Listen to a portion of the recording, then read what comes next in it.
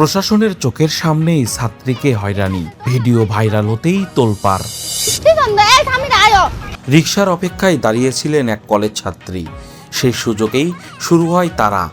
College gate থেকে উপজেলা পরিষদ চত্বর পর্যন্ত মোটরসাইকেলে পিছু নিল অভিযুক্ত এক যুবক।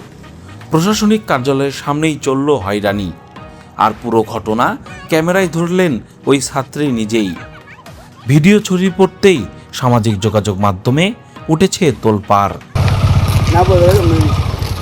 ব্রাহ্মণবাড়িয়ার আশুগঞ্জ উপজেলা চত্বরে রোববার দুপুরে এই ঘটনাটি ঘটে। অভিযুক্ত যুবকের নাম ইমন।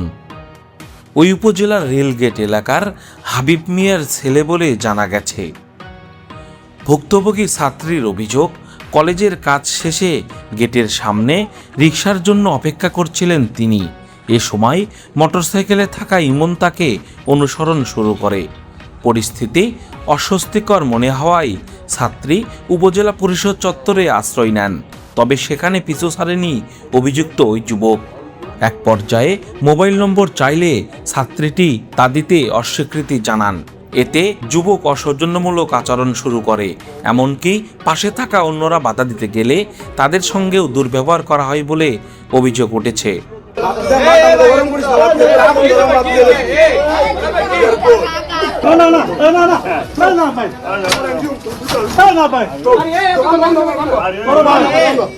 পরিস্থিতি আরও খারাপ হওয়ার আশঙ্কায় ছাত্রী নিজেই অভিযুক্তের ভিডিও ধারণ করেন।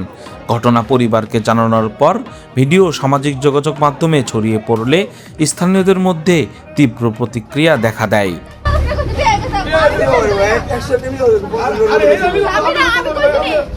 সরকারি স্থাপনার পাশেই এমন ঘটনায় ক্ষুব্ধ স্থানীয় বাসিন্দারা। দ্রুত আইনি পদক্ষেপ ব্যবস্থা নেওয়ার দাবি জানাচ্ছেন তারা।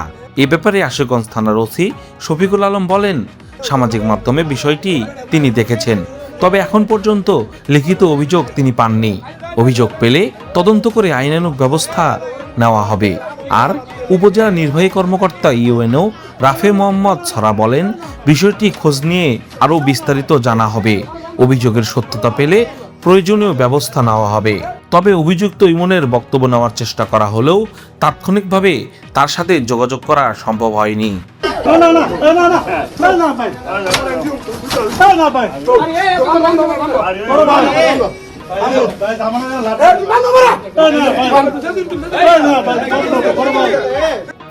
Bangla update news desk. আপনারা দেখছেন বাংলা আপডেট, খবর 24 ঘন্টা। সারা বাংলার সকল সংবাদ আপডেট পেতে আমাদের সাথেই থাকুন।